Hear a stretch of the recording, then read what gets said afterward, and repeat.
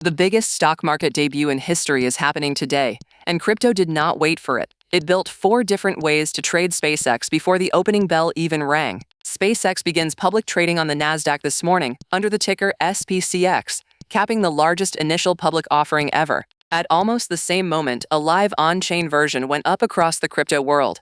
Ondo launched a tokenized SPCX. Kraken listed one through its X stocks platform. Backpack issued another on Solana, and Hyperliquid ran a pre-IPO perpetual tracking the price. In other words, the same share Wall Street is buying through a broker can now be traded on at least 4 blockchains around the clock. But not everyone got in cleanly. Several major crypto exchanges that had sold pre-IPO SpaceX allocations abruptly canceled them this week and began refunding users. It is the clearest sign yet that tokenized stocks have jumped from theory to a live market, even if the rails are still messy.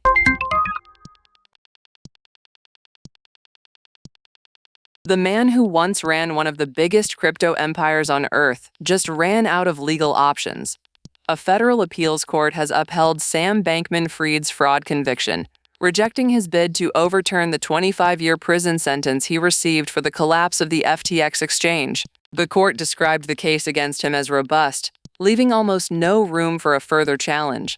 That ruling closes off the appeal he had been counting on, and with it the last ordinary route out of prison. His one remaining option is the one he has already reached for, a pardon from President Trump, which he formally applied for earlier this month. It is a remarkable fall for a founder who, just 2 years ago, was photographed beside world leaders and courted by lawmakers as the acceptable face of crypto. Whether that same political world now hands him a way out is the only open question left, and it is no longer a legal one.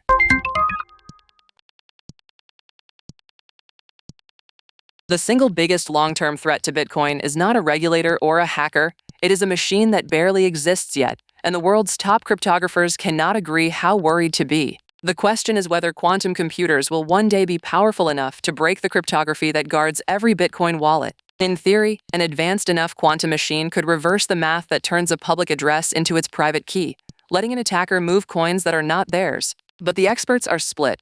Some argue the danger is decades away and overblown, while others warn the work to defend against it must start now. Nobody really knows how fast quantum hardware will improve, so every timeline is a guess. What they do agree on is that Bitcoin would eventually need to upgrade its cryptography, a change that would touch the entire network. For now, the threat stays theoretical, but the disagreement itself is a reminder that even Bitcoin's foundations have an expiry date nobody has pinned down. Subscribe now.